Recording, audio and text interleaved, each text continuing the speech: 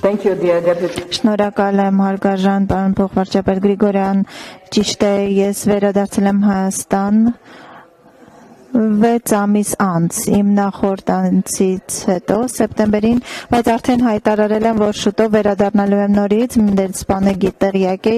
ձեր թիմն էլ գիտի այդ մասին եւ վստահ եմ, որ ուրախ եք։ Ես ուրախ եմ վերադառնալ, որտեղ իմ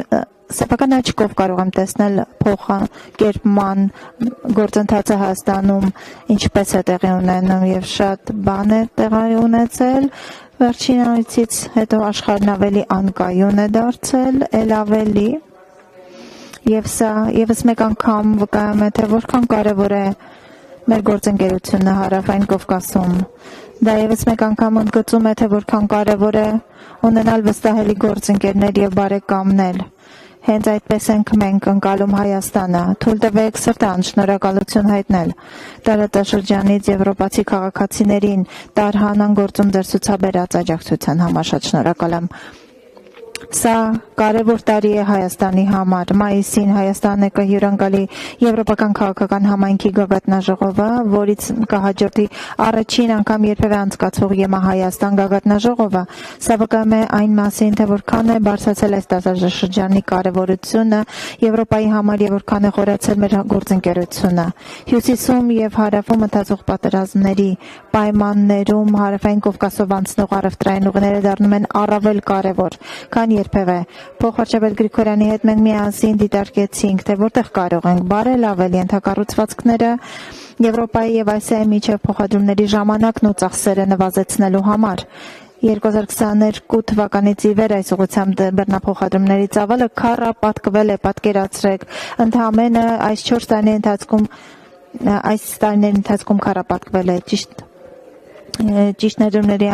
պարագայում 2023 թվականը կարող է ել ավելի կրկնապատկել, ինչը բխում է Հայաստանի եւ Եվրոպայի շահերից։ Սակայն մեր համագործակցությունը եւ աշխատանքը սահմանափակված չէ միայն առևտրով եւ տնտեսությամբ, ես դիտարկում եմ սա նաեւ որպես խաղաղության նպաստող ներդրում։ Հայաստանը եւ Ադրբեջանը կարևոր քայլեր են ձեռնարկել խաղաղության եւ կայունության ուղղությամբ եւ ես ցանկանում եմ ողջույնս եւ բարձր գնահատանքը կիսել ներդրված ջանքերի վերաբերյալ։ Միասին Եվրոպան ցանկանում է աջակցել մենք ներդրումների տարածաշրջանային կապակցվածության ուղղությամբ նպաստելով կայուն խաղաղությանը, անվտանգությանը եւ բարեկեցությանը։ Եվրամիությունը այդպես է կառուցվել հենց խաղաղության, կայունության եւ բարեկեցության զարգացման։ Սահմանային անցակետների բացումը, կամուրջների եւ ժամանակակից ճանապարհների կառուցումը կարող է միավորել ինչպես մարդկանց, այնպես էլ շուտկաները եւ նվազեցնել կոնֆլիկտների ռիսկը։ Եվրոպան իր պատմության փորձից լավ գիտի, թե որքան կարևոր է դա։ Միաժամանակ մենք աջակցում ենք Հայաստանի տնտեսության աճին։ 2024 թվականի ապրիլին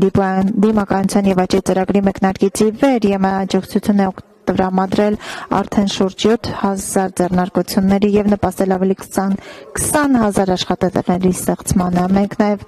կառուցում ենք դպրոցներ, ներդրումներ են կատարում տնաշինության եւ սոցիալական ծառայությունների ոլորտում եւ աջակցում Լեռնային Ղարաբաղից տեղահանված հայերի ինտեգրմանը, ավելի քան 70 միլիոն եվրոյի աջակցությամբ ներդրամական օգնություն, սոցիալական ծառայություններ։ ԵՄ-ն ֆինանսավորում է Հայաստանի կրթական համակարգի արդիականացումը, այդ թվում երկրի տարբեր մարզերում 7 դպրոցների վերանորոգումը եւ մենք նպատակ ունենք շարունակելու սա։ Այդ ինչու մենք այսօր ստորագրել ենք ֆինանսական աջակցություն, որը ավելացնելու է, բացելու է լրացուցիչ 140 միլիոն եվրոյի աջակցություն Հայաստանի համար։ Այս միջոցները ի թիվս այլ ուղղությունների կնպաստեն այն բարեփոխումներին, որոնք անհրաժեշտ են վիզաների ազատական գործընթացում առաջընթաց գրանցելու համար։ Սրանք կարևոր են Եվրամիության հետ ակտիվ վիզայի ազատականացման շուրջ երկխոսության փուլում, ինչը վկայում է մեր հարաբերությունների խորության մասին։ Վերջապես սա կարևոր տարի է նաև հայկական ժողովրդավարության համար։ Հունիսին Հայաստանում կկայանան ընտրություններ։ Եվրոպայի տարբեր երկրներում մենք ամեն օր տեսնում ենք, թե ինչպես են չարամի դերակատարներ փորձում խաթարել ժողովրդավարական գործընթացները կիբերհարձակումների, ապատեղեկատվության եւ այլ միջամտությունների միջոցում։ Եվրոպան այստեղ է աջակցելու համար, մենք աջակցենք Հայաստանին հիբրիդային սպառնալիքների եւ ապատեղեկատվության դեմ պայքարում, որպեսզի հայերը, Հայաստանի քաղաքացիները կարողանան ազատ եւ արդար պայմաններում քվեարկել եւ ինքնուրույն որոշել իրենց երկրի ապագան։